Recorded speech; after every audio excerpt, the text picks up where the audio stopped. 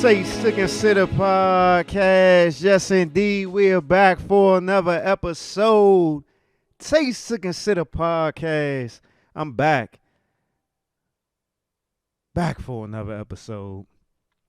Let me officially introduce the show.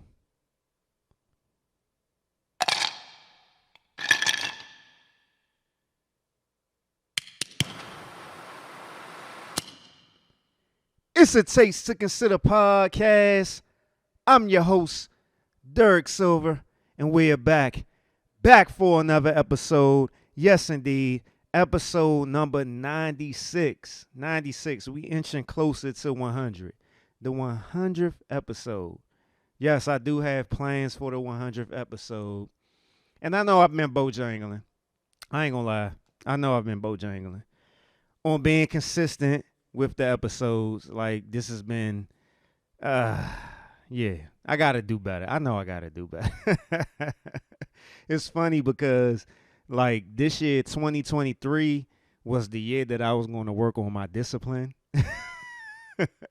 So you see, the discipline ain't been going so well with the podcast, but it's been going great in other areas. And it was funny because last night I had ran a mile on my treadmill, and I was just thinking to myself about, just me um working and focusing on my discipline in general, and how I've been doing excellent discipline wise with working out, physical activity and stuff like that in the gym. Um and trying to redirect my brain in a way to celebrate myself on being disciplined in the areas that I'm disciplined in, and not being so hard on myself in the areas that I'm not so disciplined in. And the start of June 1st, I said I was going to do a 21-day challenge. And at first, that 21-day challenge was going to be centered around just the physical activity, working out in the gym, stuff like that. And I was like, 21 days, it's June 1st, 21 days till summer. So I wanted to work out every day. Like, my normal routine is I work out 5 to 6 days a week. I'm in the gym 5 to 6 days a week. And, I take rest in between those 5 and 6 days. Like, it's been plenty of times where I worked out or I've been in the gym 7 days a week. But being a student of, bodybuilding and working out and stuff like that, I do understand the importance of rest. So I never wanted to always be so focused on 7 days a week in the gym, lifting. So the times that I would do like 7 days a week, there would be some weeks where I would go 7 days a week in the gym. And there would be some 7 days of a week where I will do like 5 days in the gym and, like do some light workout the sixth and seventh day. Or I'll do 6 days in the gym and the seventh day I'll do something light. But I was like, I'm gonna do a 21-day challenge. But then I had to think to myself, like, I had to think about a conversation that I had with my mentor, and he was always, you know, so talking to me about, stop focusing on just the physical attributes, and add the other stuff to it. So then that made me say to myself, well, okay, well, this 21-day challenge, I'm going to add reading and meditation to it. So what is it? June 8th. June 8th. So um since June started, 7 days we've been in June. I'm not counting today. 7 days we've been in June. I've been making sure that I've been reading, meditating, and working out. And I've been disciplined in that so far. um, there's really never a problem of me working out and going to the gym because I love it. I enjoy it. Um, I've talked about on the podcast plenty of times how meditation, I love meditation and how meditation saved my life. It literally saved my life. But I failed off from being disciplined and consistent with my meditation. So I added that on to it. And the reason I added on reading to it was because I got so many damn books. Um, I need to get some of these books finished. like I'm the type of person where I can't read just one book all the way through. I'm the type of person where I read multiple books at the same time. But I want it to be disciplined and consistent with doing it every day. So that's something that I've done. And it's not even a thing of where I do like a certain amount of pages or a certain amount of time. Just do it.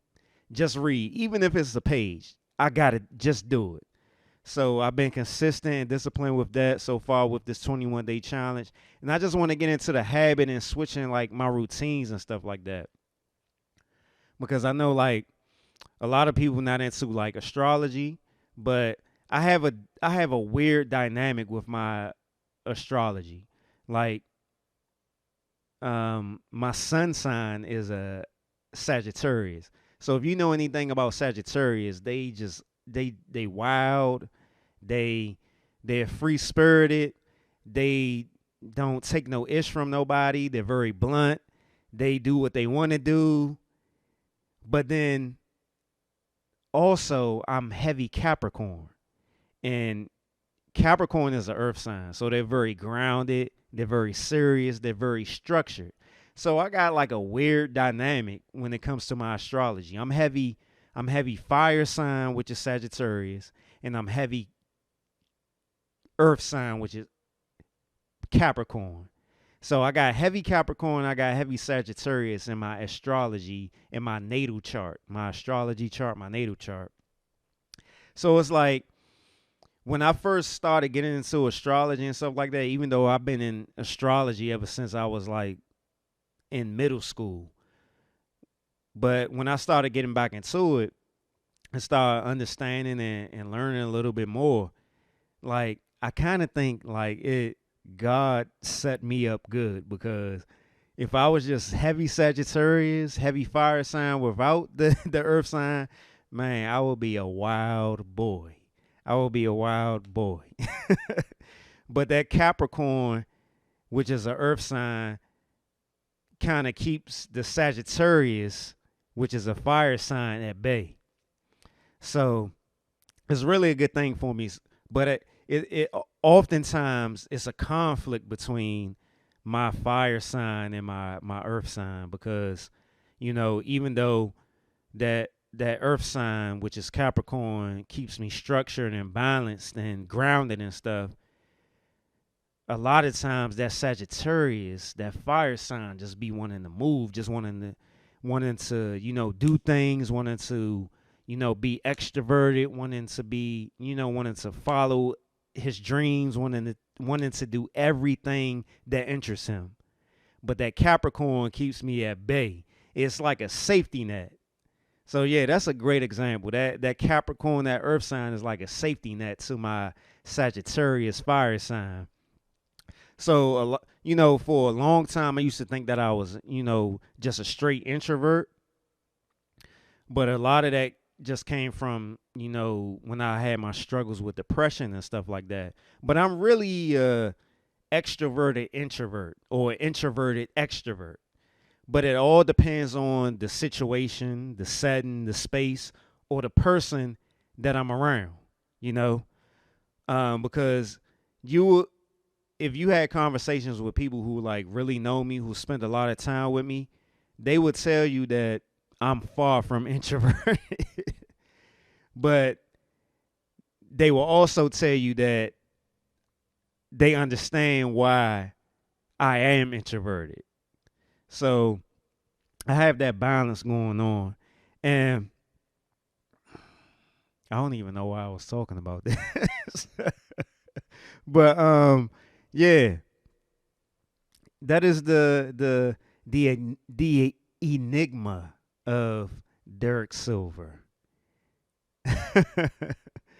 So it's always interesting when I'm a very self-aware person.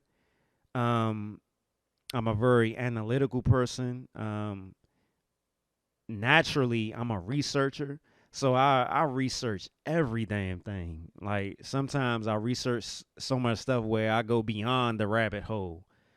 But it's I enjoy learning a lot about myself, and while I learn stuff about myself, it better equips me to have relationships with other people and understand them and not judge them and not and able to give them grace and stuff like that. So I definitely appreciate all of that.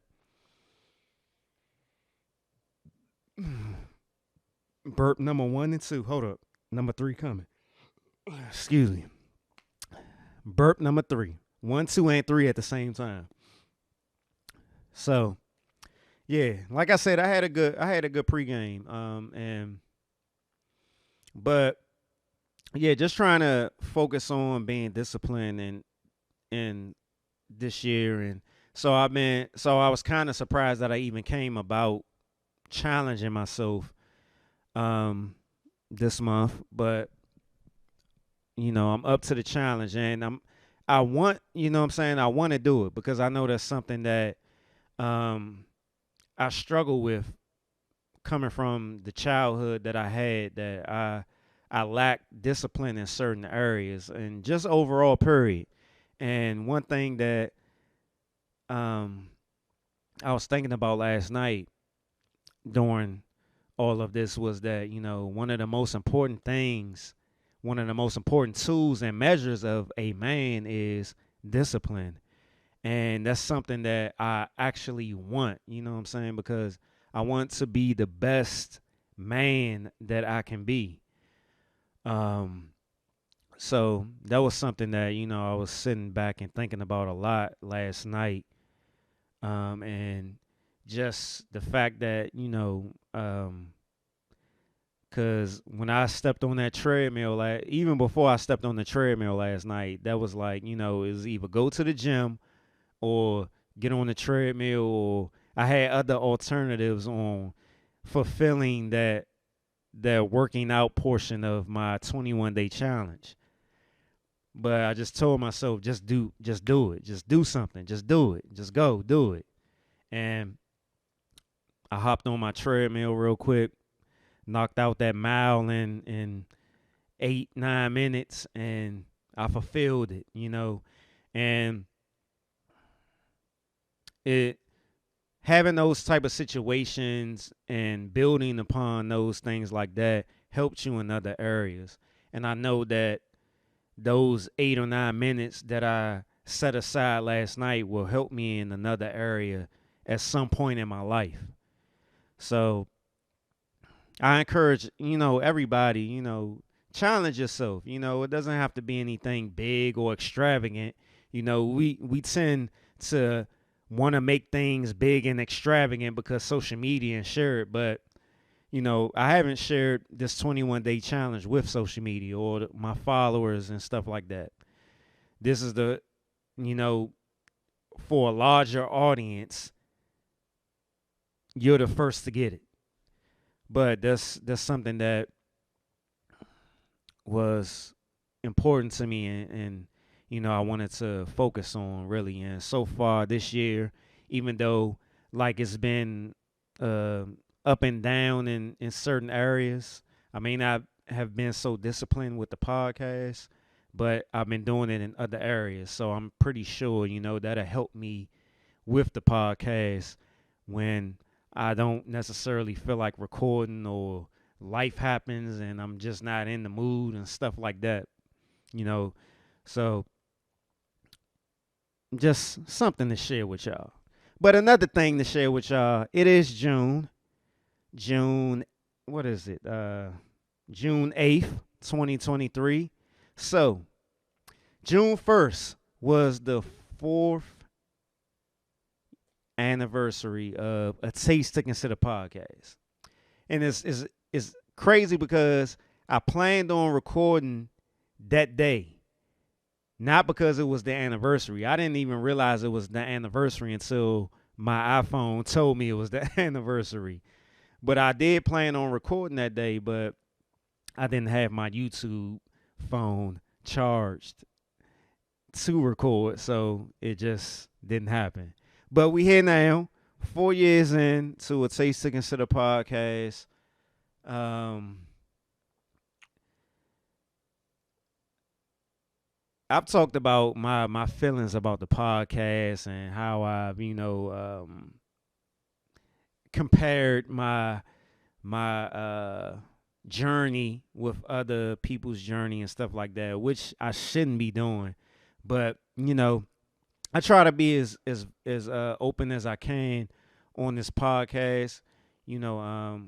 I do keep certain things private for my own good and other people's good because I don't want to be too open. Shit, I want to have some type of privacy. But I've talked about plenty about my struggles with the podcast and where I feel as though I should be and comparing myself to other people and popularity and people putting out bullshit compared to my good stuff and you know what I'm saying. So it's 4 years. 4 years. Nine. This is the 96th episode. But I was told to celebrate myself and stuff like that. So I'm not, what I'm saying. I'm definitely proud of what I've accomplished in these 4 years because just based off of my mental health journey and struggling with depression, anxiety, social anxiety, and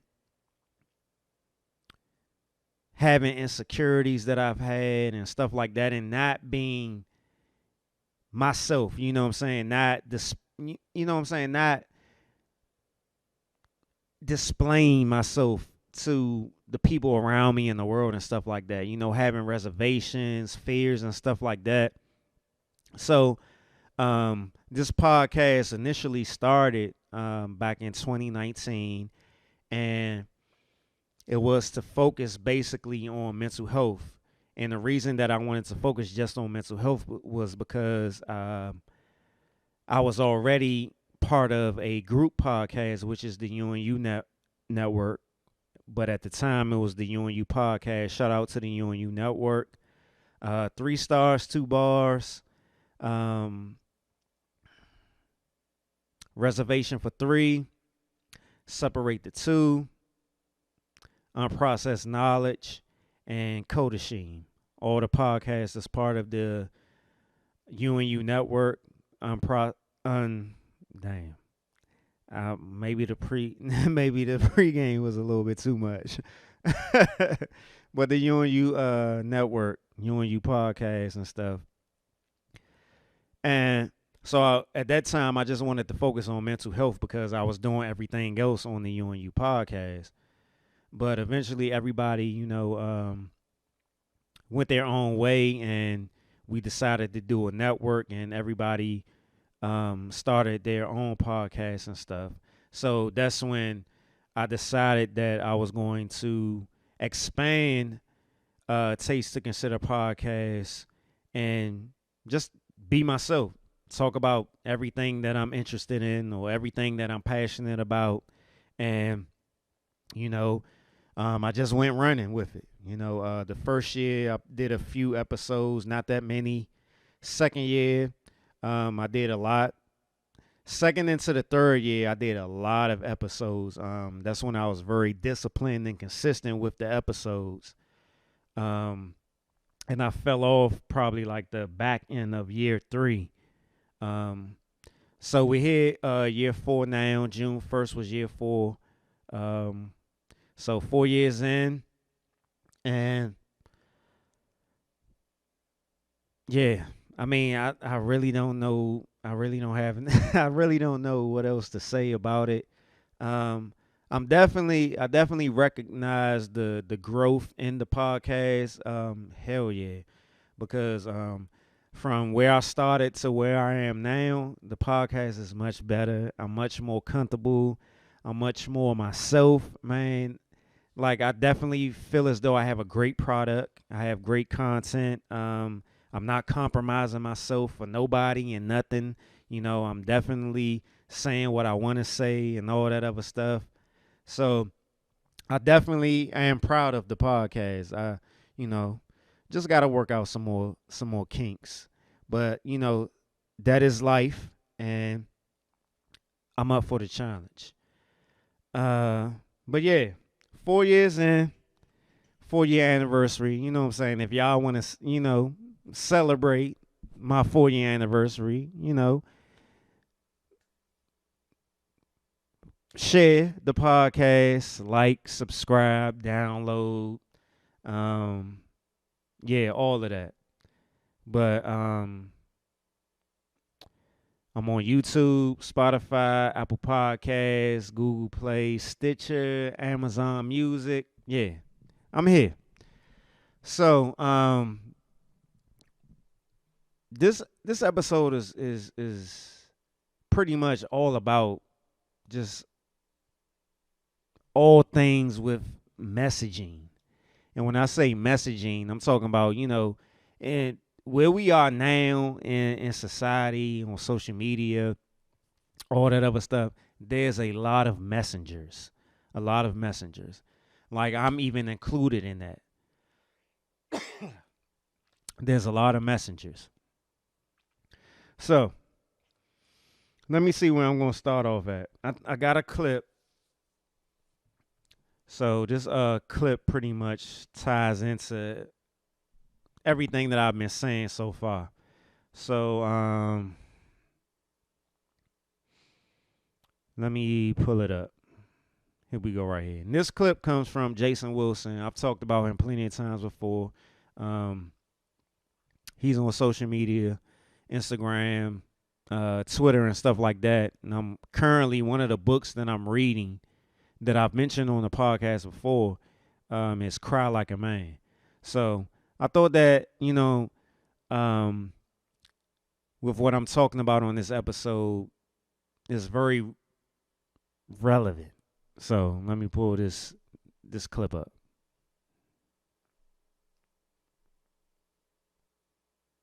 In that book you spent months writing only sells, say, 100 copies. But what if the Most High used you to write that book for one person? And that one person needed to read what he gave you to write so that they or he can use them to save 1 million people. Why are you concerned when you're just the pen? When you throw a pen on the table, it's useless if no one grabs it and uses it. And that's all we are as men of the Most High.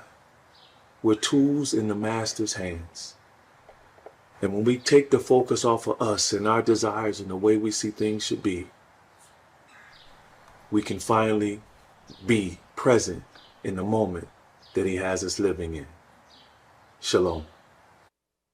I thought that that clip was like a great clip, and like I came upon it like I think it was last week, and it touched me because I'm sitting here, you know, 4 years into the podcast, and I'm thinking about where I want to be, where I feel I should be, and stuff like that, and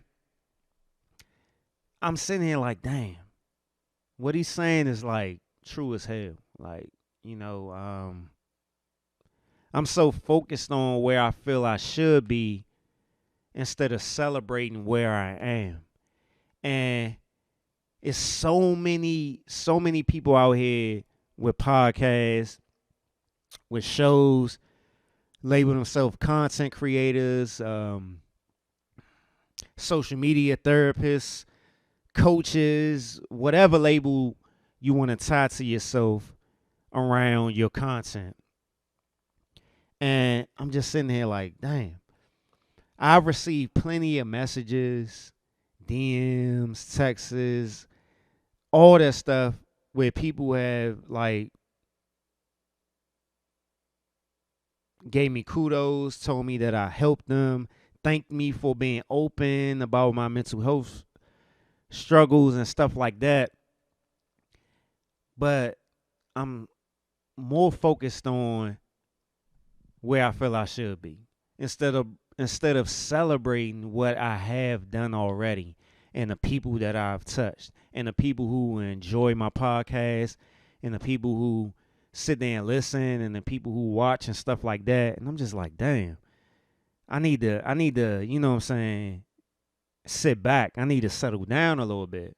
And even like this week coming up to me recording, I've had several people hit me up and was like letting me know that they've listened to the podcast. Like they went back and listened to old shows or caught up, you know, because they fell behind and stuff like that. And telling me like, you know what I'm saying, this show was good and, you know, I appreciate your perspective on it and stuff like that. And I'm just like, damn, I haven't recorded since what, May?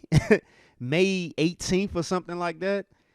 And there's people still taking the time, like even when I checked my YouTube numbers, and y'all know me, like I don't like checking numbers. But even when I did check my YouTube numbers over the past 2 weeks went up. And I'm like, damn, you know, I gotta just stop worrying about, you know, where I think I should be or comparing myself to other people and stuff like that and just do what I need to do. And that message like really touched me and it resonated with what I was going through and, you know, the thoughts in my head and stuff like that, where, you know, just do what you got to do and just, you just never know. Like, I didn't get into doing the podcast to be famous or anything like that. Do I feel, and I'm saying this personally, do I feel as though that I should have a bigger audience? Yes, I feel that way. I'm not going to lie. I feel that way. I feel like my message and the things that I talk about is much greater than this bullshit that I see on social media all the time. But honestly, I can't control it. I need to just focus on what I'm doing and what I need to do. But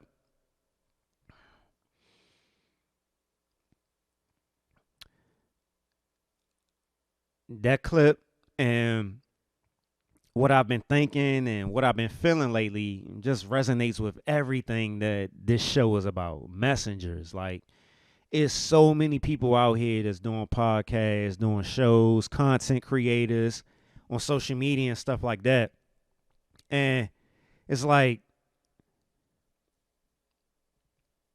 who can you trust? Like, who can you trust? Who can you believe? Who should you follow? Whose advice you should take and stuff like that. Burp number 4. That's why I made it a point, like,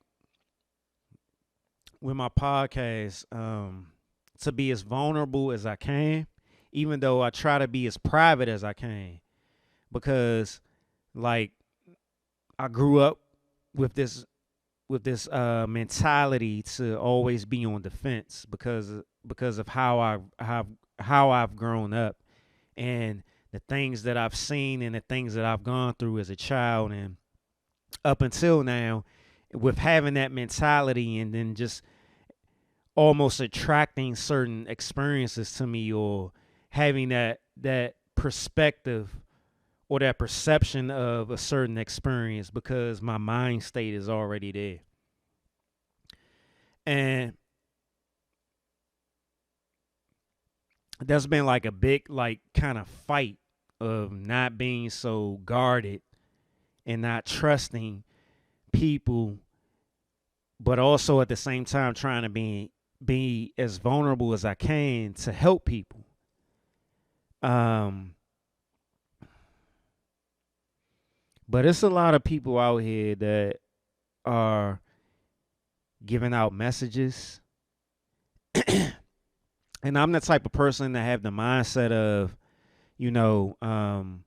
don't get so caught up in the messenger. as opposed to the message. Sometimes the message could be a good message, but we don't want to hear the message because of the messenger, who the messenger is. And sometimes we get so caught up into the messenger that we get caught up into the wrong message. And I'm not perfect. Like, I strive not to be perfect. Now I strive not to be perfect. But it's a lot of people out here that resonate with bad messaging because it resonates with what they're used to or what they're used to experiencing and stuff like that. And there's a lot of people out here that are pushing messages out here and feeling as though that message is right because they have so many followers or so many people are resonating with it like that. But it's a lot of people out here that are emotionally, mentally, and physically in bad places, but just because they're popular, they feel as though that the message that they pushing out is a good message. And they're pushing people pointing people in the wrong direction. And that's something that I'm not gonna lie, I have a problem with. Like, and I'm not the one to sit here and tell and ultimately tell people what's right and what's wrong. But I do know what bullshit is. I mean, let's be real. We can all at certain points spot bullshit. But so let's get further into the podcast. All right. So a few weeks ago, there was an interview between Iyanla Vanzant and Ebony K. Williams. I've talked about Iyanla Vanzant plenty of times on this podcast before. Like, I like Iyanla Vanzant. You know, do I agree with everything she say? No. Overall, do I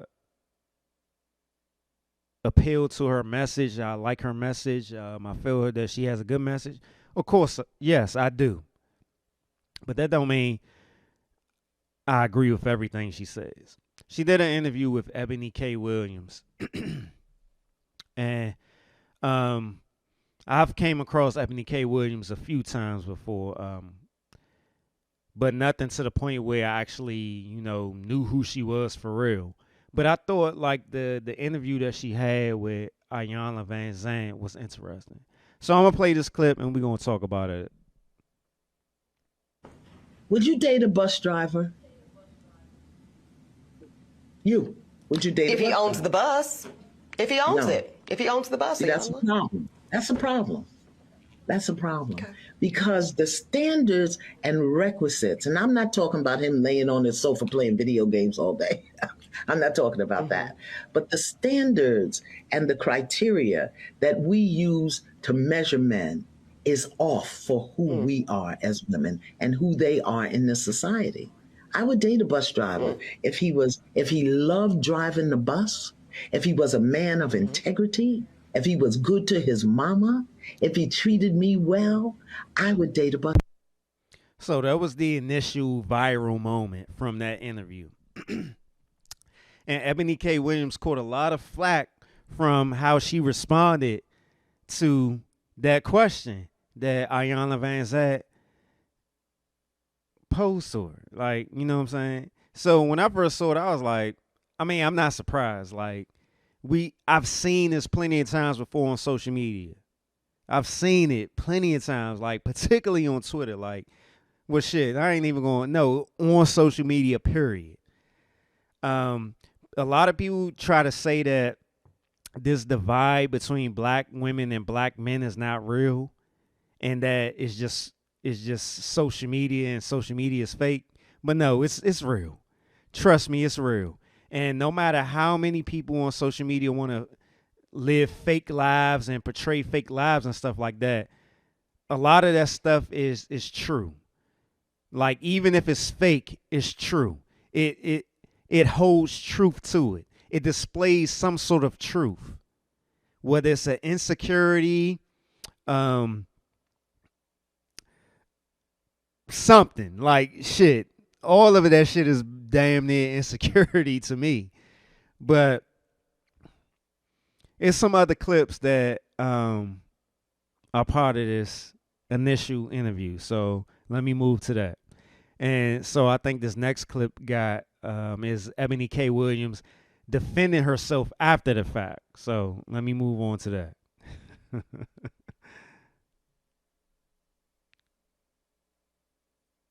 Of low expectations is the reason why I have to submit that black men are now going to HBCUs and college and generally at half the rate of black girls and women. I don't think that's okay. Shouldn't we address the system that put us in these positions? We are addressing the system, but first we have to name it, Charlamagne. See, that's where people's feelings are getting hurt, is the fact that I am naming it. I am saying that it is not okay to bring C's and D's through to your home and then expect to go on to higher education and acquire a higher skill set. And when you say that, that is hurtful to people, Envy. I'm acknowledging the pain. But somebody has got to start telling the truth to our people. And Yeah, so she was on. This was from the Breakfast Club, and they was basically challenging her response from that interview, and it didn't go so well. There's some other clips to it, and then I'll go into really how I feel about the situation. So let me move on to the next one. so out of the 50,000 plus comments posted on social, I only saw a handful that even considered the possibility of a bus owner being a more aspirational position and recognizing that I am actually speaking and pouring into the ascension of black men when I said what I said. But see, no, some of y'all were too busy naming and shaming me personally and black women in general as undesirable, gold diggers, and much worse. Now, I suspect that some of y'all are the same men that were bringing home C's and D's on your report cards, only to then be coddled by parents that said, well, that's okay, as long as you're doing your best. Well, listen, I love and believe in the excellence of black men. So no, my dear, C's and D's or any other form of mediocrity is not okay. No, I will not create a soft place for you or anybody that I love to fall comfortably into the bigotry of low expectations. So I'm going to say one more time. She went from not wanting to date a bus driver unless he owned it to now C's and D's and HBCUs and the system and all this other stuff. She did a lot of deflecting after she got backlash. It's just interesting. Like, but we not done yet. We not done yet. And this is why I say this is the problem with following behind, just blindly following behind these messengers, including me, blindly following behind these messengers, because it seems as though everybody has an agenda. And even like last episode when we was talking about predators, a lot of these messengers are predators. A lot of these messengers are predators. All they care about is getting the following, getting some kudos, getting to a place, whatever place that is. Like, you know, it is not about giving a good message and helping people. It's about them advancing to a place that they want to get to. So let me move on to the next clip.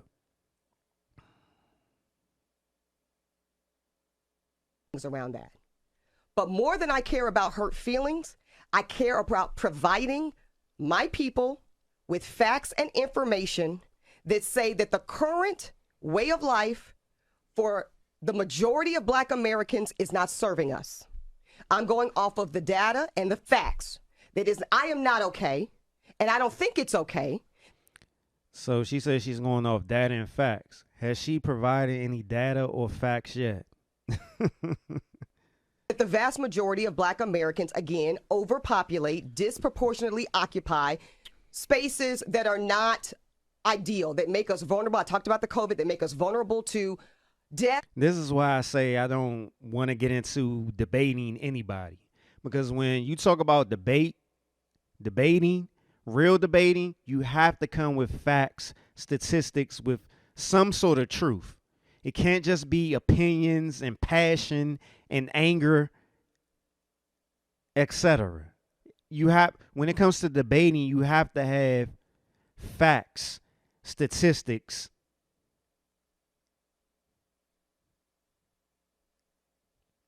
Disease, maternal health, all the things that y'all all talk about on this show every day. Now, if y'all are okay with the current positioning of Black America, that we are the lowest income, the lowest home ownership, the lowest educated group, then so be it. Unless Now that's true. That's true. So that is fact. We are in the lowest points of those areas. So finally she gave some type of facts. let's just stop talking now and keep on going about our business. Envy, I'm not okay with it. So that is why I said what I said about addressing the bigotry of low expectations. It's the bigotry of low expectations. But my thing is, like, one of the problems that I have with us as a culture, and us meaning Black Americans, is that everything has to be Black excellence. Like, but when you talk about Black excellence, it has to be extravagant. It gotta be Gucci purses and Hermes or whatever fashion crap out here. Or you gotta be going on 1,000 trips, or you gotta be a CEO, CFO, general manager or something, or whatever. Knowing how America has treated us and continue to treat us and put systems in place to keep us down, we can't look at Black excellence as us just getting a high school education, getting a college education, just having one degree, a bachelor's degree. And this is not me going on anybody who strived to get or had the passion or desire to get more than one degree.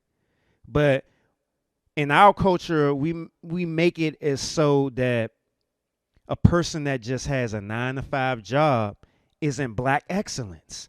A person who has worked at a job for 20 to 30 years isn't Black excellence. We make it as though if a couple hasn't been married for 20 years and have had some difficulties, have had some infidelity or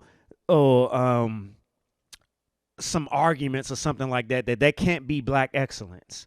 We make it as though that Black excellence has to be 150% perfection. We make it as though Black excellence has to be winning Grammy Awards every year, winning Oscars every year, being Beyonce, being Rihanna, being Denzel Washington.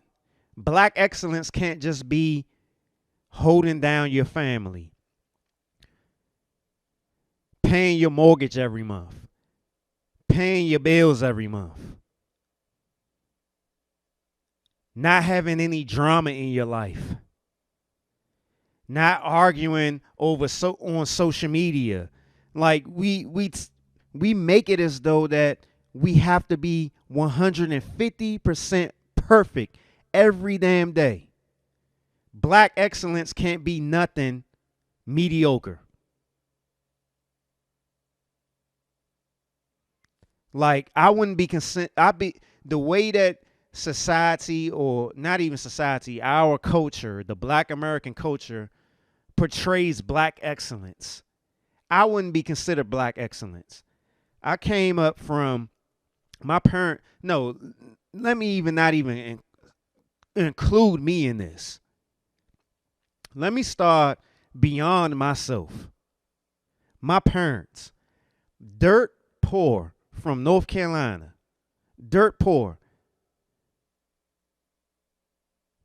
Like, my father's family was so poor, I never seen a baby picture or a picture of my father as a kid. The first picture I've seen of my dad was of him being 17 years old or 18 years old.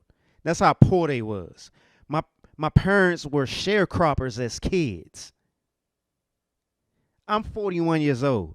My parents are still in their 60s, and they were sharecroppers as kids. That's black excellence. My parents don't have not to tell their business, but my parents don't even have a mortgage. They own their house. My mother is retired, 30 something years in the federal government. My dad about to retire. He should retire. Got his own side business. That's black excellence. Like, we got to make everything black excellence extravagant. It got to be on TV or social media or reality TV shit. My parents coming up on 50 years of marriage in November. That's black excellence. Whether the marriage was perfect or not, that doesn't matter. What matters is they made a choice and they accomplished it. Like, I just don't, like, this is the bullshit that we so wrapped up in that we're losing sight of where we supposed to be. We sitting here chasing a dream that is not even a dream that was built for us. But let me move on to the next clip. I got a little caught up there. So we still on Ebony K. Williams. So I think this is the last clip. I would expect a man to do in my life. Two things come top of. And this is the kicker right here. Like, so, you know, she talked about black men, and the importance of the advancement of black people and stuff like that. But this is where her message and her being a messenger starts to get shaky. It starts to get a little bit blurry, foggy. Mind, and they are provide, and they are protect.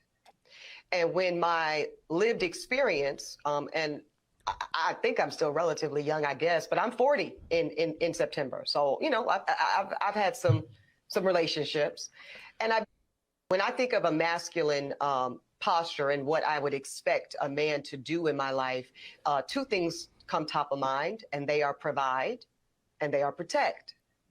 And when my lived experience, and I think I'm still relatively young, I guess, but I'm 40 in September. So, you know, I've had some relationships, and I've yet to find a man who has shown, I mean, this includes even my father, who was absent. I've yet to have a male energy that provided or protected me. Consistent. So now you start to see where her message gets shaky, it gets blurry, and where there is some waves or some ulterior motives to her message, or there is some anger behind her message, or some trauma behind that message. She said her lived experience, and then later on in that message, she spoke on her dad. So, and she talked about her relationships where she is yet to find a man to protect and provide. So, that's the end of the clips. But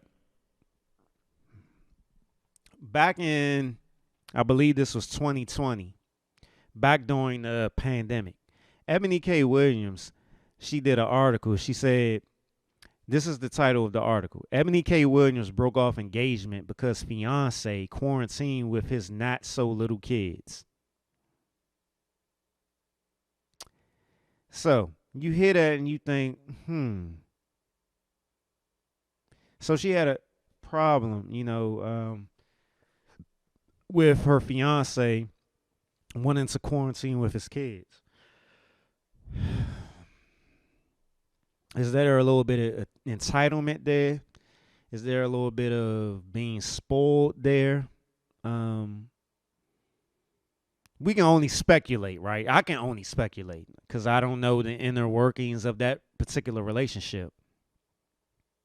But what I found interesting was that this fiance wasn't a black man. He was a white man. Not that that particularly matters, but she seemed to have all this fire and gumption behind black men. But come to find out that she had this incident with a white male. So, doesn't matter what color the male is. So, you had your issues with your dad, which I'm assuming that your dad was a black man. You said you're 40 years old and you've gone through relationships before and you never had a man to protect and provide for you. So, most recently, your relationship was with a white man and you felt, I'm assuming you felt that same thing. That's why you broke off the engagement, because he wanted to quarantine with his kids. So where's the anger really coming from? Like, where's the message that you're putting out there really coming from? Who are you really angry at? Are you angry at men? Are you angry at black men? Are you angry at white men? Who are you angry at? It says, this is from the Daily Mail News. Exclusive. How Real Housewives of New York star Ebony Williams claims she was self-made but let her megabucks fiance pay for her ritzy pad, had her lawyer's license suspended for non-payment, and was charged with shoplifting a pair of $245 stored Weissman pumps. So, if this report and this claim is true, is that black excellence? Is that black people doing better for themselves? Is that a or B student? I mean, you wanted to throw out C and D's. So I'm assuming, since you was talking about C and D's, you was an A and B student. But if this report is true, that, I mean, I'm just saying.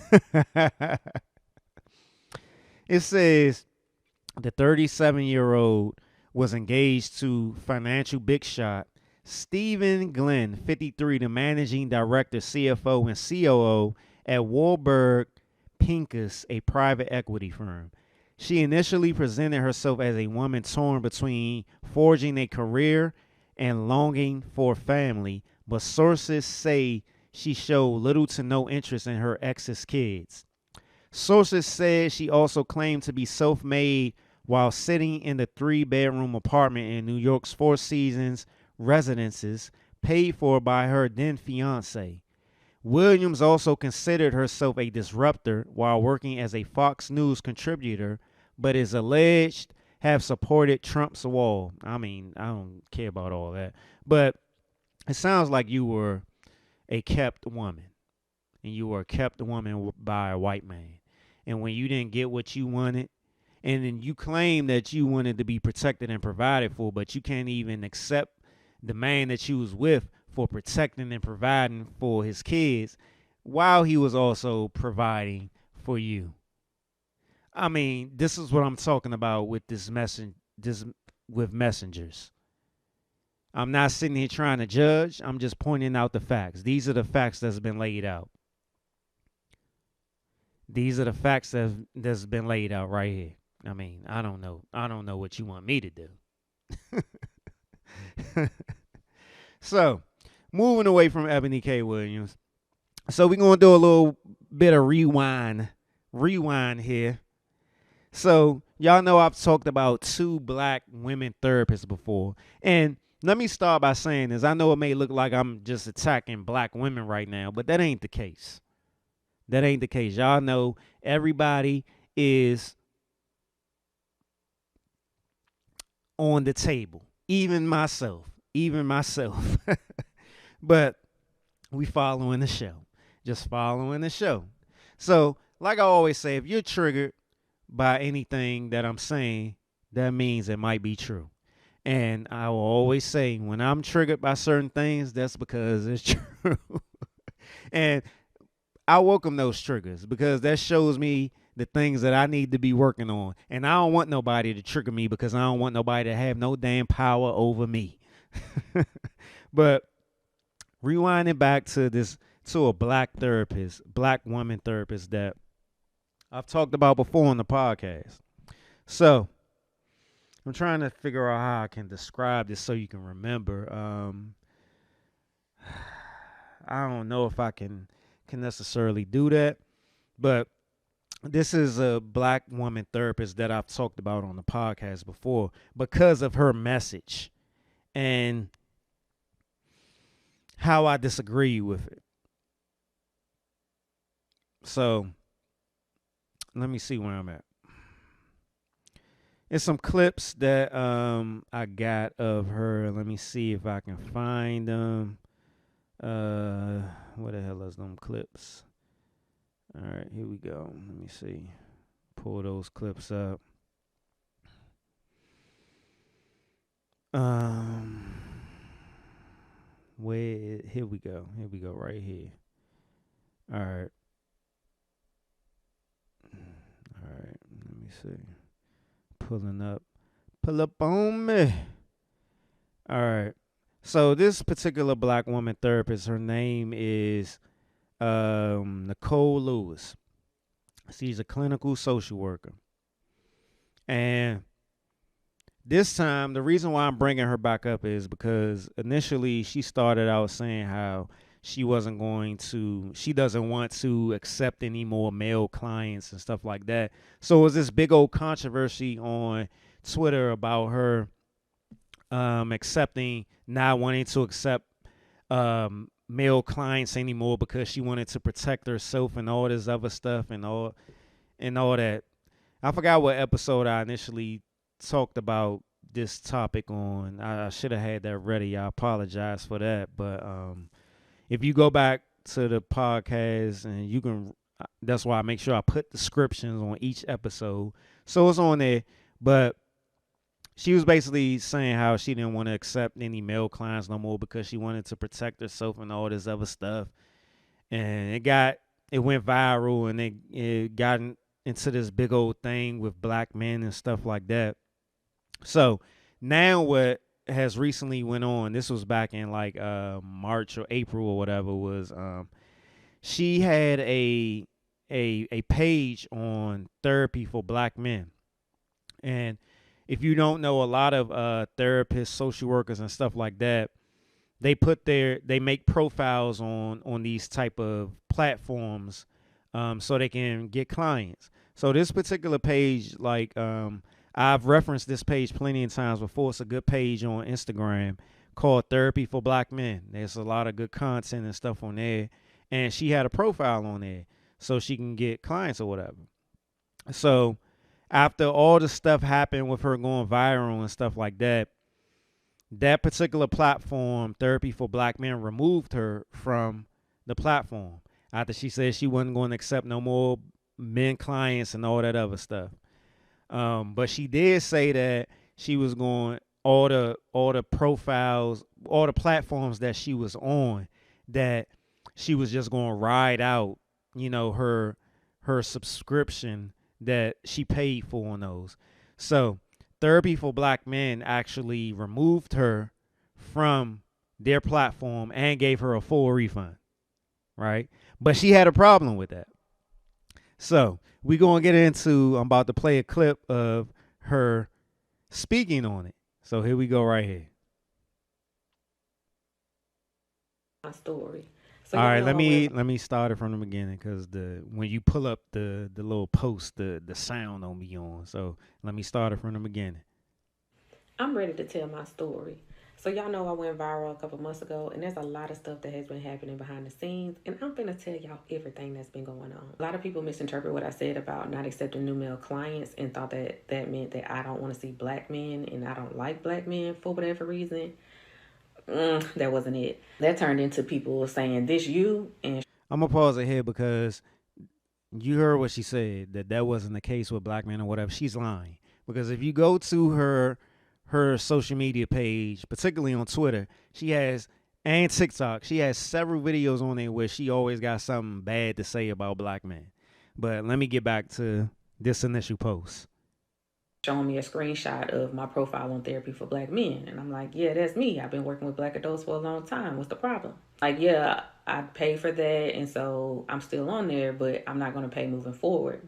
Well, somebody behind the scenes of Therapy for Black Men took it upon themselves to not only send me a refund for that month, they just sent me an email refunding me and then say nothing else. And they also removed my profile. And I want to know why, because I don't like when people are passive aggressive with me. So this is me asking Therapy for Black Men. Why did See, this is what I'm talking about right here. See, now, so she says she didn't want to accept any more men clients, but you on a platform for black men. But now you're mad because your profile was removed and you was given a full refund. And you say you already said you wasn't going to go forward. You paid your month, but you wasn't going to go forward after that. So then they just helped you out, right? So if you wasn't accepting any more male clients, why do you care? So this is what I'm talking about right here with these people with these messages. So now she's pushing this message out here that she's a fucking victim. Like, I apologize for that language, but I can't stand when people make themselves a victim and not be accountable for their role in things. We all play a role in everything that happens in our lives. We all play a role in it. Even if it's the smallest, minute thing ever, we play a role in it. And that may just be that small, minute thing, maybe just be our reaction to what somebody does to us. But I have a problem with this, especially when it comes to mental health. I have a problem with it. Because for me to be a black man and know my struggles and know other black men's struggles and even recognize other black men's struggles without them speaking it, I know how hard it is. But let me get back to the clip. I'm sorry. y'all remove my profile? Why did y'all send me a refund without saying something to me? Like, that was real passive aggressive. I would have liked y'all to send the email and saying, hey. How is that passive aggressive? And what pisses me off more when she pushing out this message is people with the same mindset as her that resonate with that message that she's pushing and will continue to look at black men in that negative way. You're supposed to be a therapist. You're supposed to be a social worker. You're supposed to be helping people. But you pushing out bad, negative messages and you looking to be fulfilled by people being on your side.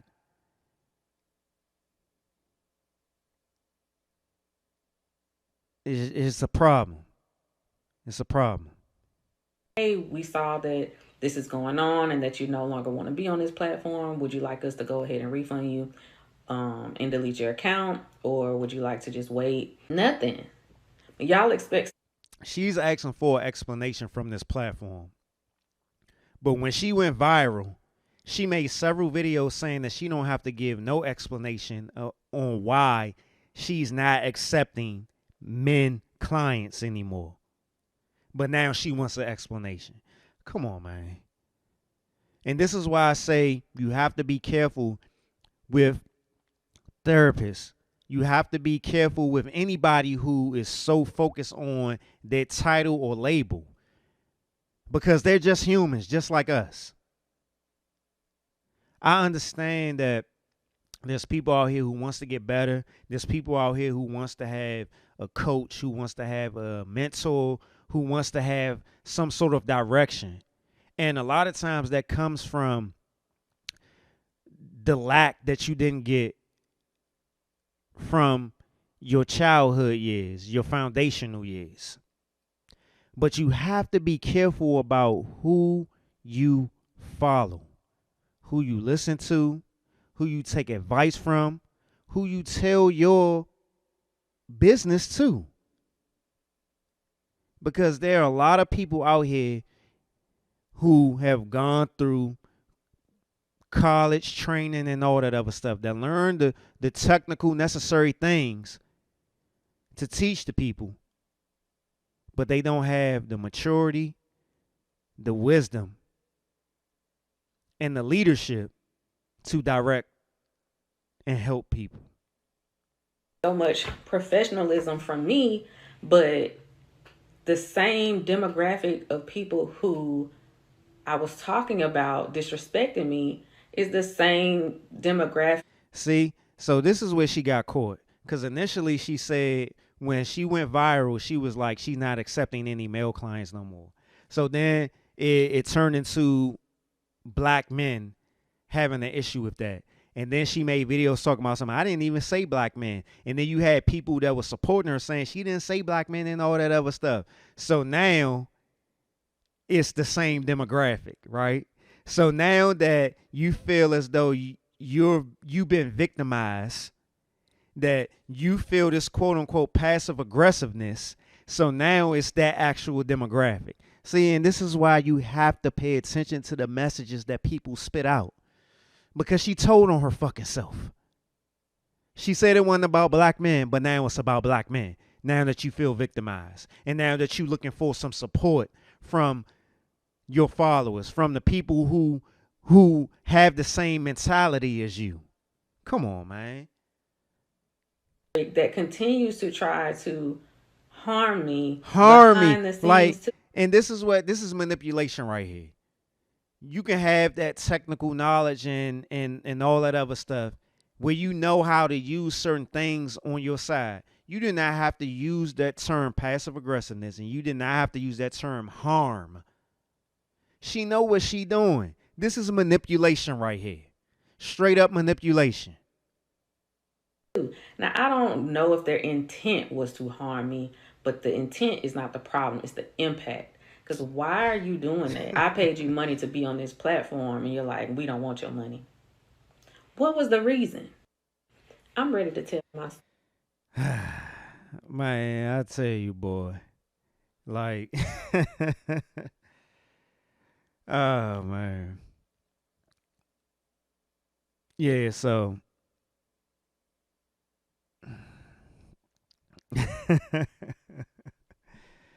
Like, you can lead some people to water, but you can't make them drink, bruh.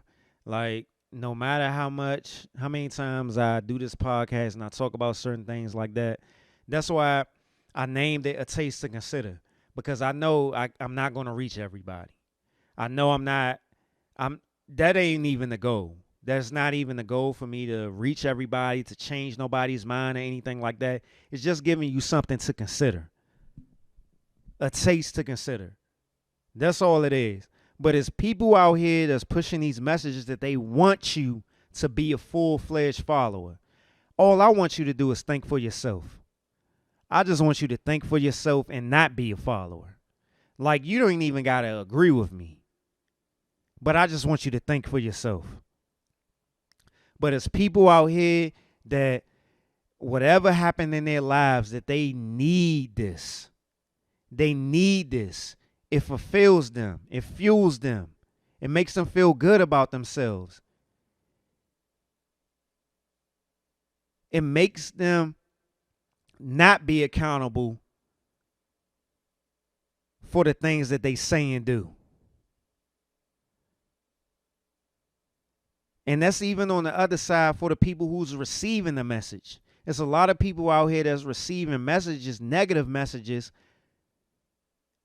and they feel as though because it resonates with them, that means that it's true.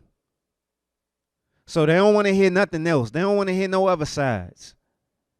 Everything has to be black and white. There's no gray area.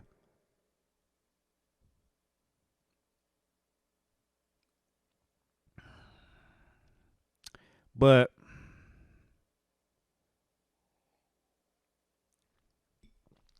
that's why I say when you want to go to therapy is just like any other relationship. You have to vet these people, Because just because they have the tools and the knowledge to help you doesn't mean that they're in a space of healing, that they're in a space of self-awareness, that they're in a space of healthiness to help you, because they can't even help themselves. A lot of people that are coaches and therapists or whoever, they deal with pain just like you do. They need help just like you do. Burp number 5 and 6. They aren't dealing with their pain like they should. So they're just distracting themselves. Shoot, they're projecting and living their pain through you sometimes. One of the things that I tell everybody who talks to me about therapy and going to therapy and stuff like that, and I always tell them, be careful about the therapists that tell you what to do. They're not supposed to tell you what to do. They're supposed to give you the tools in order for you to make your own decisions. If they're sitting there telling you what to do, then that might be a little sketchy. And I'm only saying that for minor situations. But if it's something major, like, you know what I'm saying, if you're thinking about harming yourself or something like that, that's something totally different. When I'm talking about ordinary life, ordinary, relationship problems, ordinary thinking, ordinary mindsets that, most people go throughout their lives.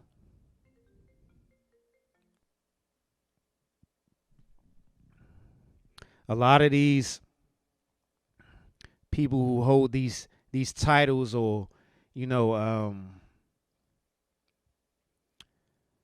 out here doing certain jobs and things like that, they hiding behind masks just like we are. So you have to be very careful and vigilant in who you listen to, who you follow, the things that you take in.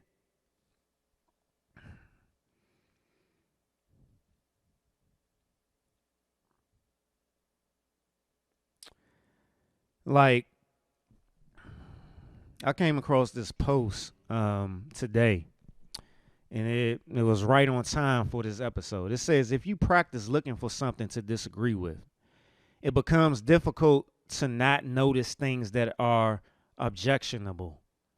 If you practice looking for something valuable to learn, it becomes difficult to not notice things that are interesting or useful to you. And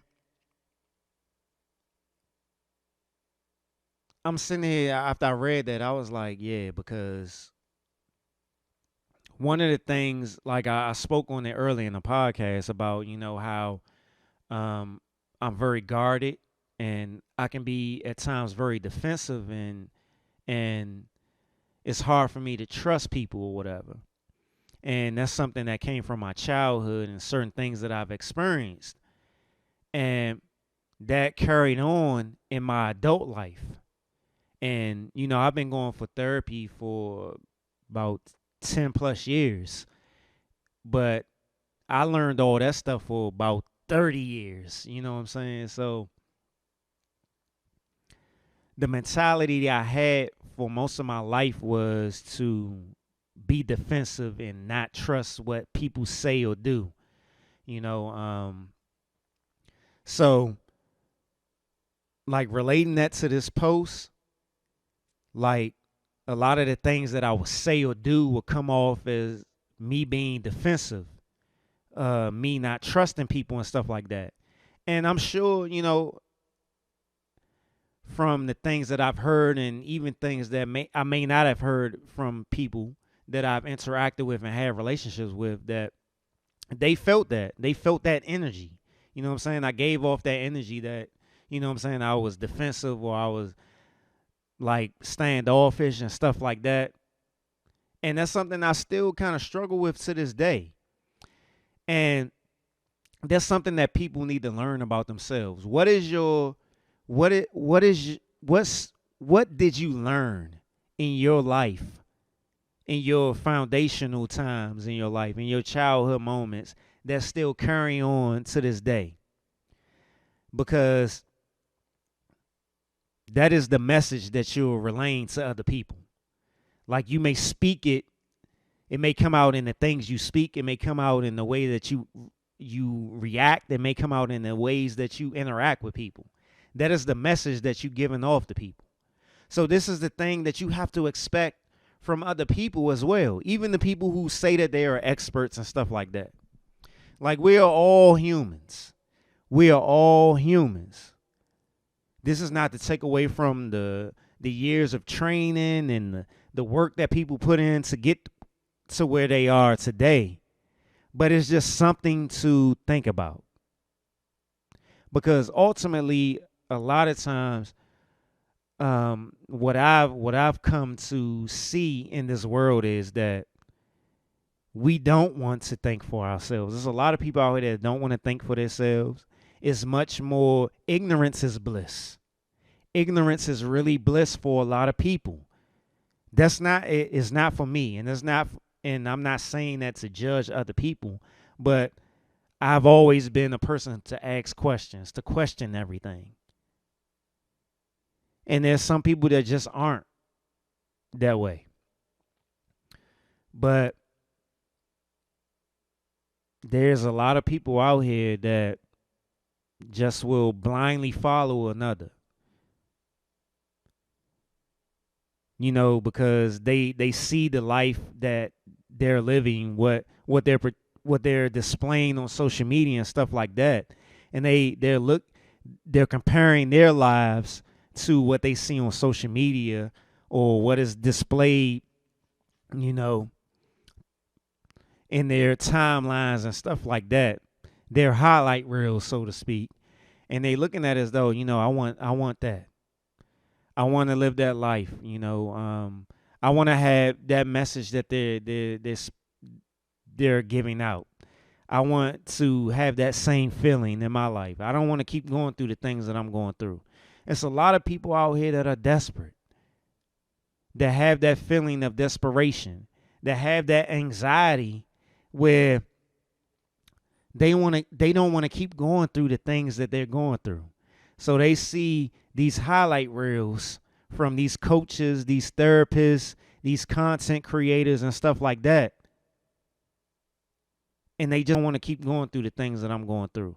It's a lot of people out here that are desperate, that have that feeling of desperation, that have that anxiety where they don't want to keep going through the things that they're going through.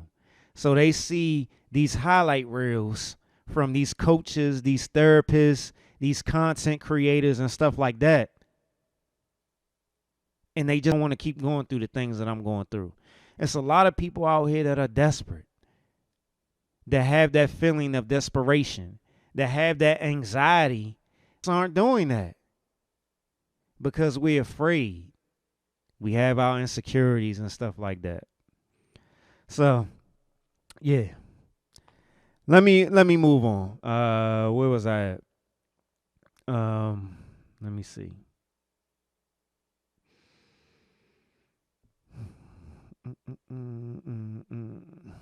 All right, let me see. But yeah, I just say this for the women out here that's listening. You got to be careful about a lot of these women empowerment people that you're following, these therapists and stuff like that, because a lot of them are trying to justify the way that they're living their life through the acceptance, the applause, the following that they're getting from you. And they're not leading you down the right path. And that goes the same way for dudes. Shit. I mean, even without like the real blatant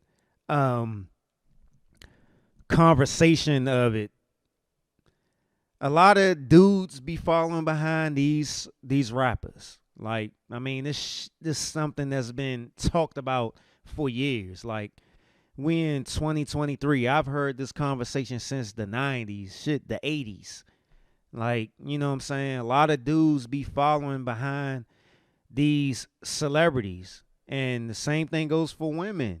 Like these you see the flashiness, you see just highlight reels of things and not really knowing what's going on in these people's lives, and you don't even give yourself a chance to reach your full potential because you don't even feel that you're good enough because you're comparing yourself to somebody else. All right, let me see where I'm at. Gabrielle Union. And this is what I'm talking about with the messaging shit. So Gabrielle Union came out and said, and this was from a while ago. She said she felt comfortable cheating on her first husband because she paid all the bills. And it's funny because on our group chat, my man Greg from Separate the Two Podcast, he said explains why she's promoting 50-50 because if Wade pays 100%, he gets to cheat. Shout out to Greg. And it's funny because even before he said that, that's the same thing I was thinking. But shout out to him for actually saying it. Like, you know, she came out and basically said, let me see if I can find that clip. I know I saved it. Let me see if I can. Here we go right here.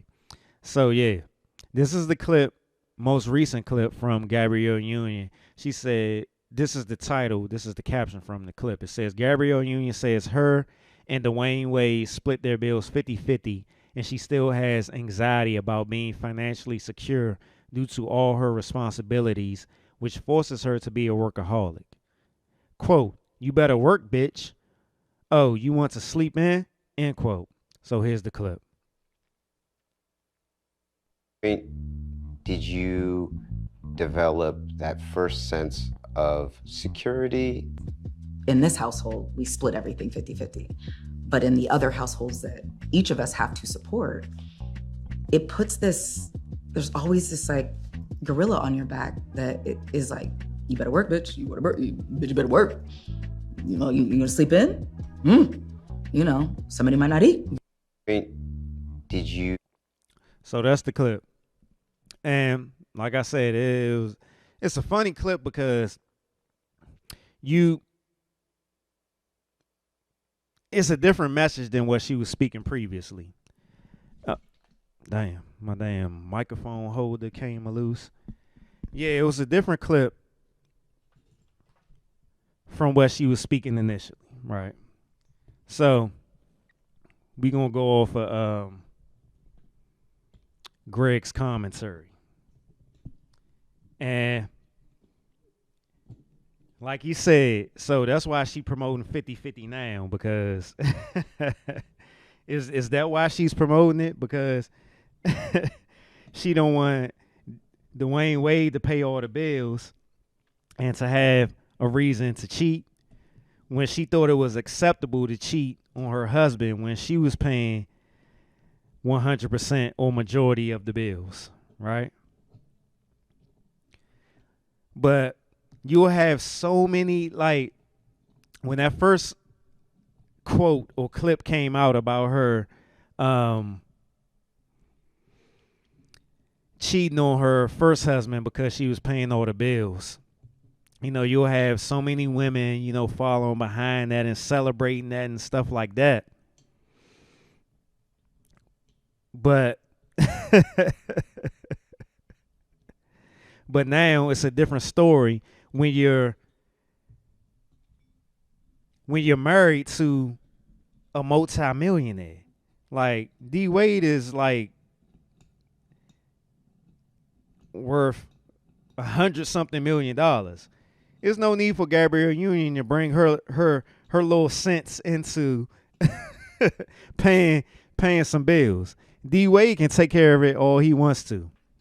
But like, I ain't gonna go too far, but we see their relationship is kind of different because Gabrielle Union seems to be the dominant figure in that relationship.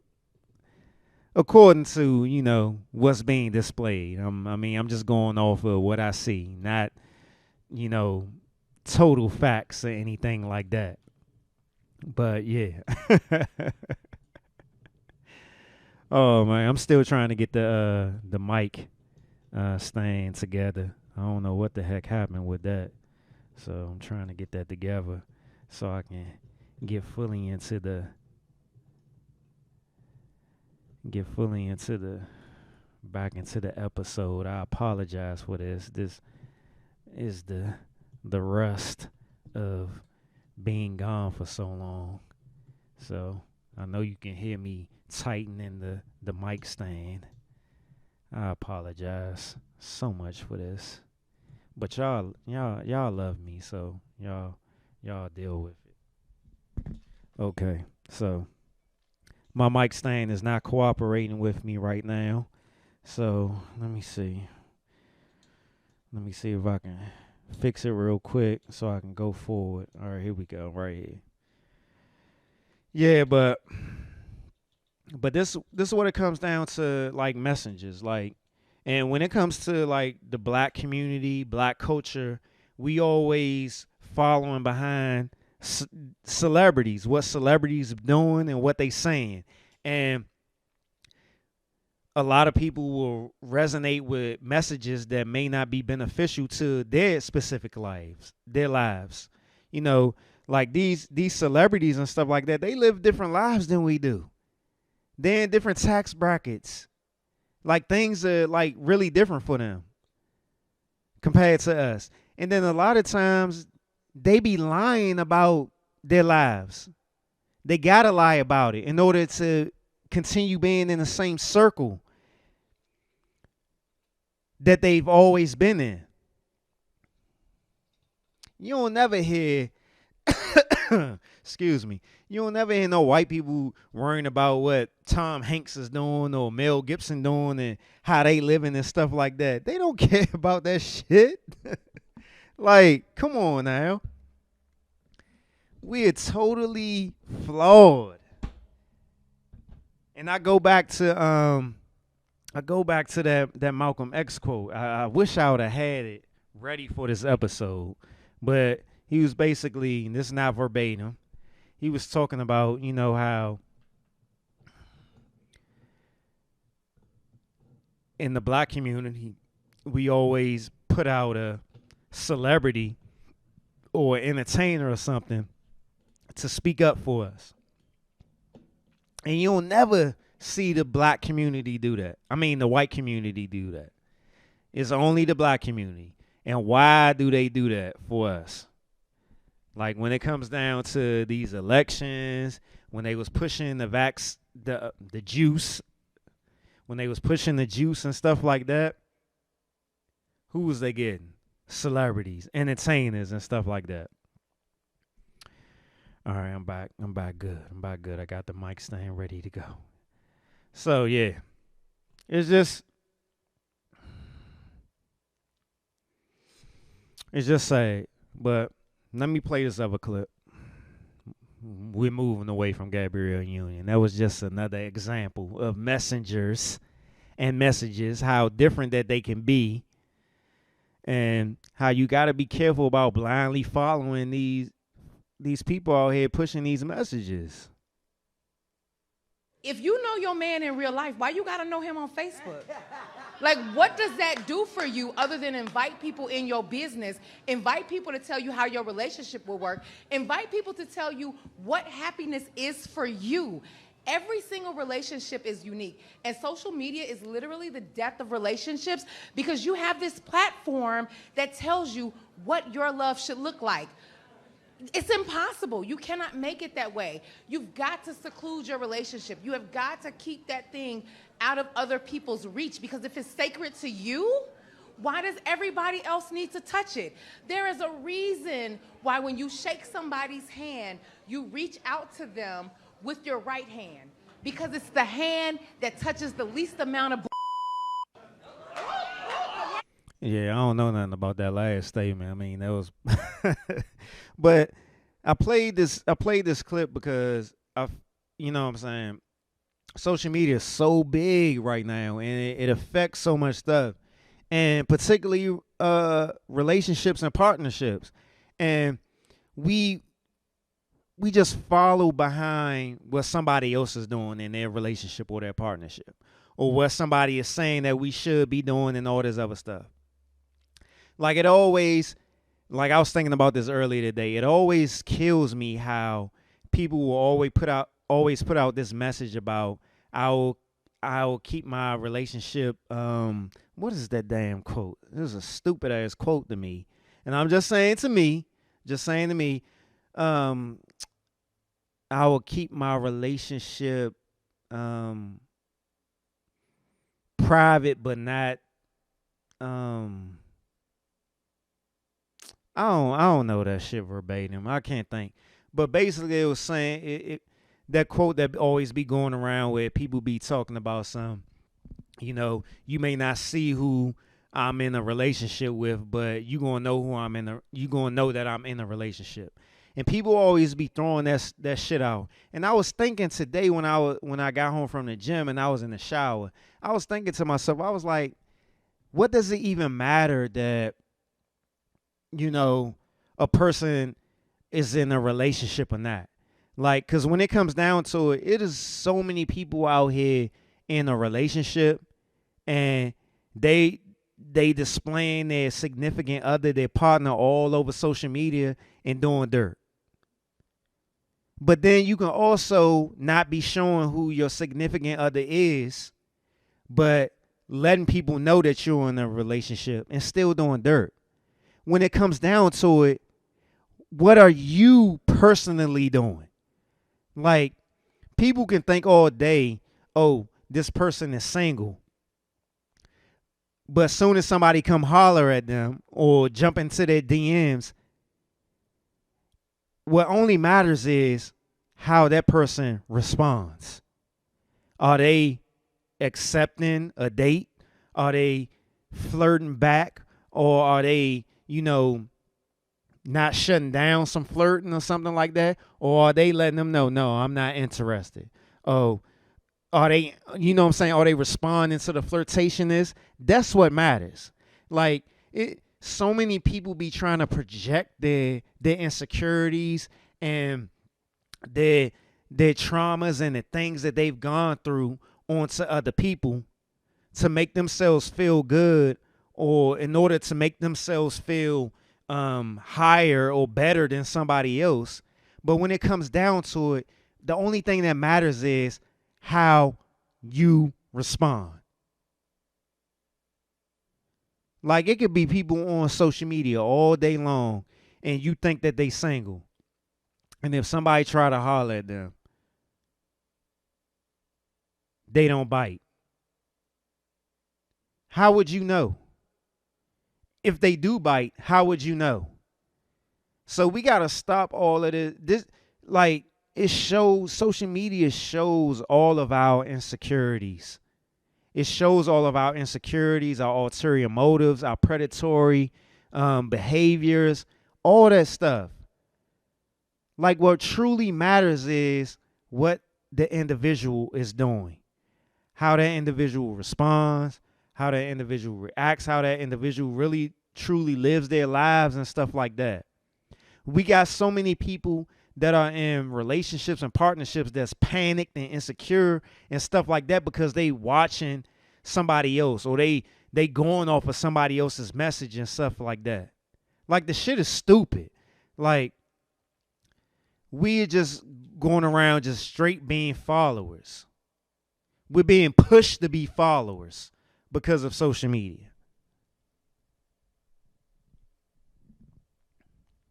Have y'all noticed that there are a lot of people on social media telling other people what to do? Here are 3 things that we need to ask before we start taking advice from random folks on social media. Number 1 is, who are you?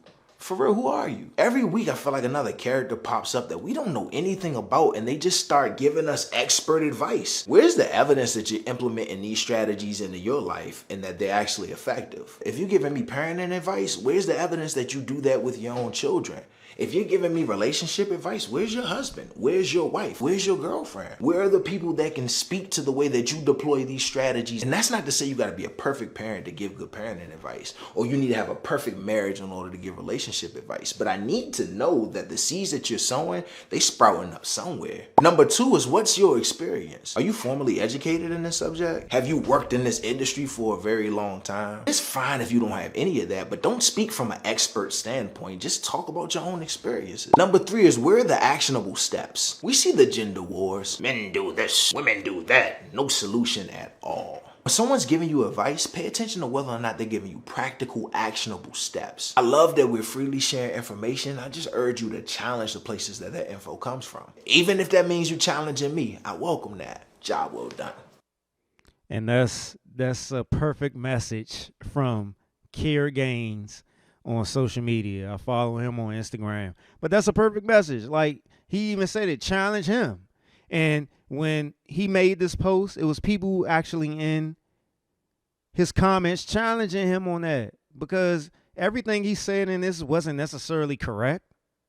Was it beneficial? Yes. Was it something that you can question? Was it something that you can consider? Yes. One of the key things that he said was, even if you don't have the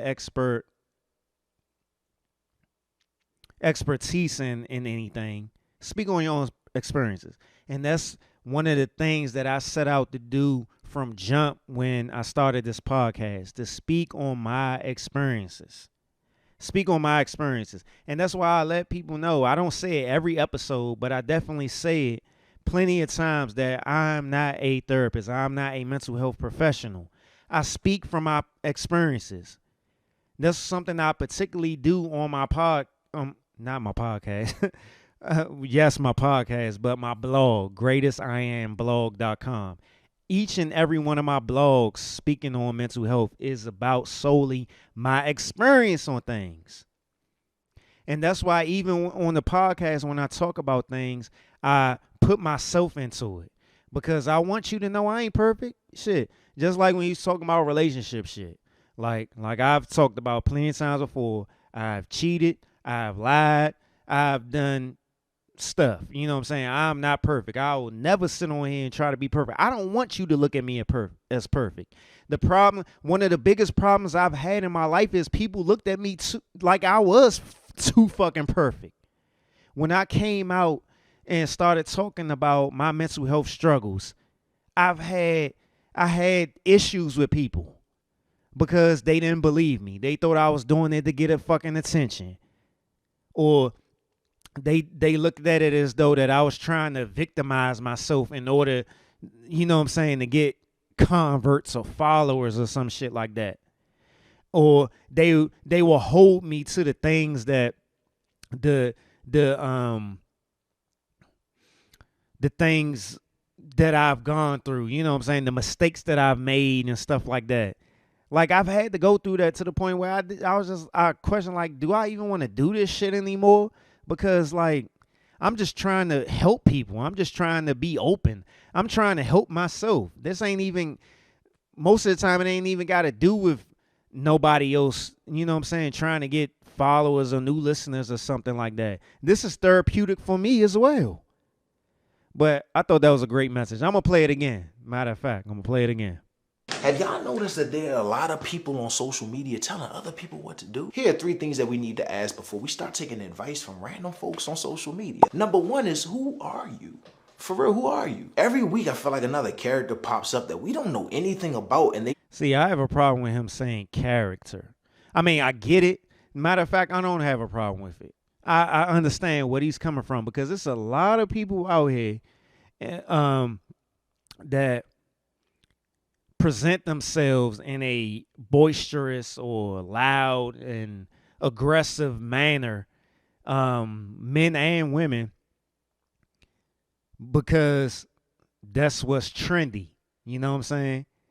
To be loud, to be boisterous, to be to throw some cuss words, and to, you know, talk about some shit that you know that will be that other women will resonate with, or other men will resonate with. You know what I'm saying? That a lot of this gender divide is just people out here talking shit, and they know that it's gonna get attention. I mean, let's be real. Not saying that they don't believe what they saying, but they know that it's gonna get a reaction out of people. That is the biggest goal for them. They know it's gonna get a reaction out of people. Just start giving us expert advice. Where's the evidence that you're implementing these strategies into your life and that they're actually effective? If you're giving me parenting advice, where's the evidence that you do that with your own children? If you're giving me relationship advice, where's your husband? Where's your wife? Where's your girlfriend? Where are the people that can speak to the way that you deploy these strategies? And that's not to say you got to be a perfect parent to give good parenting advice, or you need to have a perfect marriage in order to give relationship advice. But I need to know that the seeds that you're sowing, they sprout. I believe everybody's message, everybody's life, everybody's journey is important because it will provide a different perspective for people to learn something from or to consider. Up somewhere. Number two is, what's your experience? Are you formally educated in this subject? Have you worked in this industry for a very long time? It's fine if you don't have any of that, but don't speak from an expert standpoint. Just talk about your own experiences. Number three is, where are the actionable steps? There's a lot of people out here, and that particularly on social media and stuff like that, when you see all these clips and stuff talking about relationship shit and just be talking. They have no intention behind what they're saying. They have no goal in mind. There's nobody that they're trying to help or anything like that. They just talking shit. And that's something in our culture, Black American culture, that we get too caught up into. Talking shit. It ain't no solutions behind it. It ain't no plan. It ain't no nothing. It's just talking shit. We see the gender wars. Men do this, women do that. No solution at all. When someone's giving you advice, pay attention to whether or not they're giving you practical, actionable steps. I love that we're freely sharing information. I just urge you to challenge the places that that info comes from. Even if that means you challenging me, I welcome that. Job well done. Like I said, yeah, that was a great message. And like I said, it was people in the comments challenging him. It was like one particular one that I saved. It says, I agree with all of this, but aren't you talking about you? And he responded. He said, if you look through my content and don't see representations of the things that I encourage others to do, then yes, that includes me. And he's not lying about that. Like, it makes no sense for me to get on this podcast, to get on my blog and talk about mental health, and I ain't even going to therapy. It doesn't make sense. Or I haven't gone to therapy, or I'm not taking any steps to improve my mental health. It makes no sense. And that's why you got to pay attention to these people that putting out these messages. Even people who are in positions of power or positions of authority or positions where they can help somebody else. Are they actually using the same tools that they're giving out? Are they? I think I'm going to finish off here because I'm getting a little hungry and I got to go to the bathroom. So, I talked about Janelle Monáe on the last podcast, just briefly. So, I'm going to talk about her a little bit more briefly on this. So, this is a caption from a social media post. It says, Janelle Monáe accused of hypocrisy for saying she's happiest when her titties are out, despite previously saying she didn't want to take her shirt off to, quote, show girls there was another way, end quote. Right? And what was interesting about all of this, so I'm going to read the full caption. It says, Janelle Monáe is currently facing criticism from fans for her new look. She's ditched the suits and is now going for a more, quote, topless, end quote, look. In a recent interview, she told Rolling Stone that, quote, she's much happier when her titties are out, end quote. A much different tune than what she said to Essence magazine in 2013, 10 years ago. During her interview with Essence, Monáe had this to say about showing her skin. Quote, people don't ask Jay-Z to take his shirt off when he rhymes.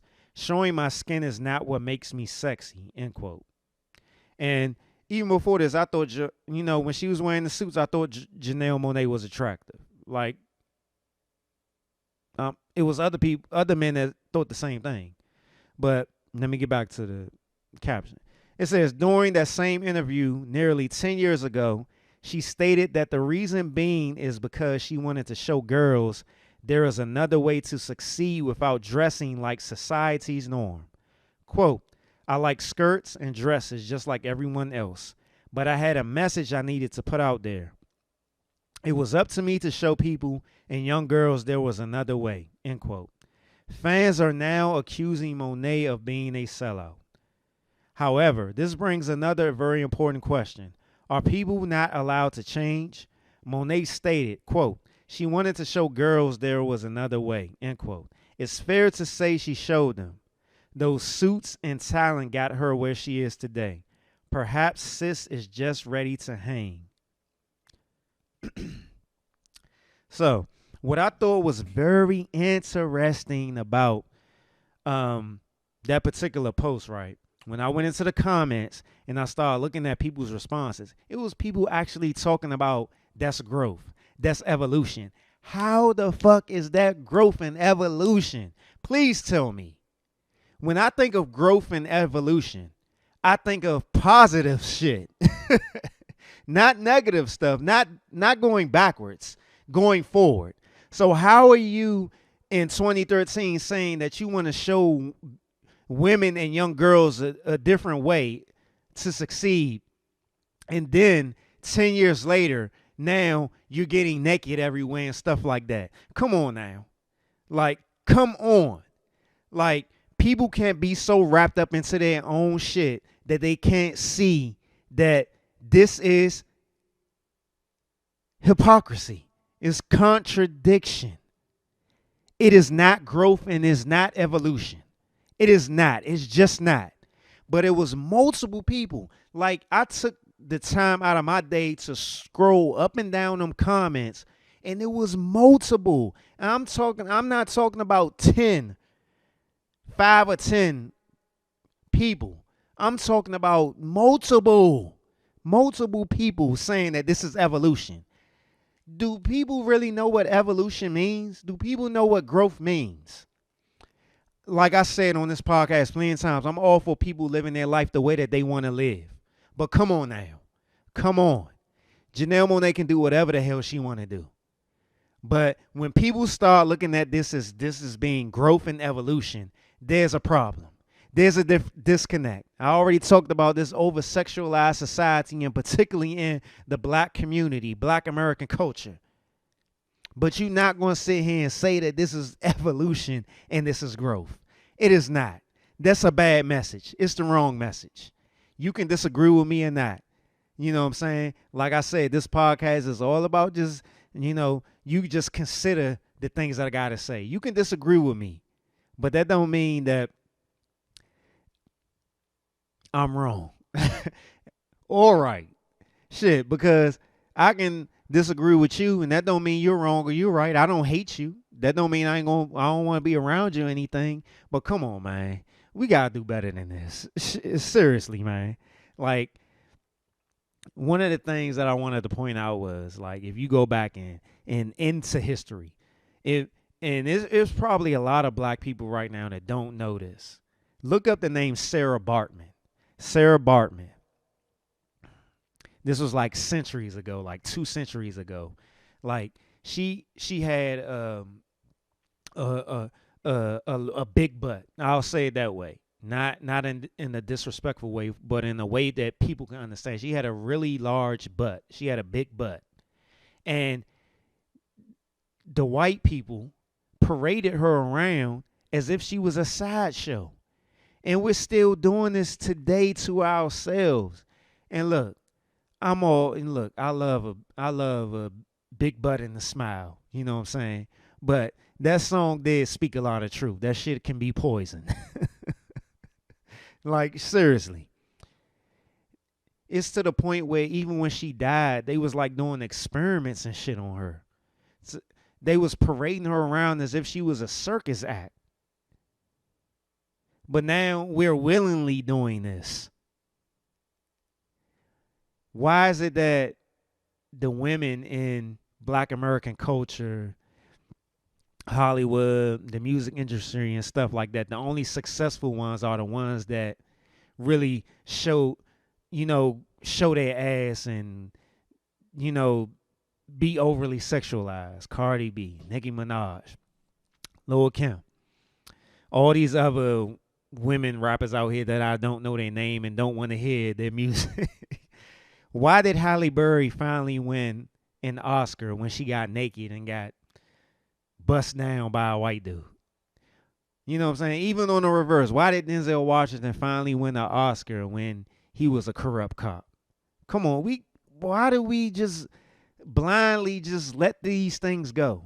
Like, I understand everybody ain't going to resonate with the things that I'm saying. Everybody ain't going to walk the same walk that I'm walking and stuff like that. But it boggles my mind when a lot of us in the Black American culture and stuff like that have these, we get defensive about certain things that are so trivial that don't really mean nothing, but we won't do that with things that really is exploiting us or hurting us or hurting our loved ones and stuff like that. It just boggles my mind. You know what I'm saying? But, kill the messenger, consider the source, who knows, those are just things that we hear a lot. And that might be one of the titles of the podcast. Oh, man. It's a Taste to Consider podcast. I'm your host, Derek Silver, and I'm out.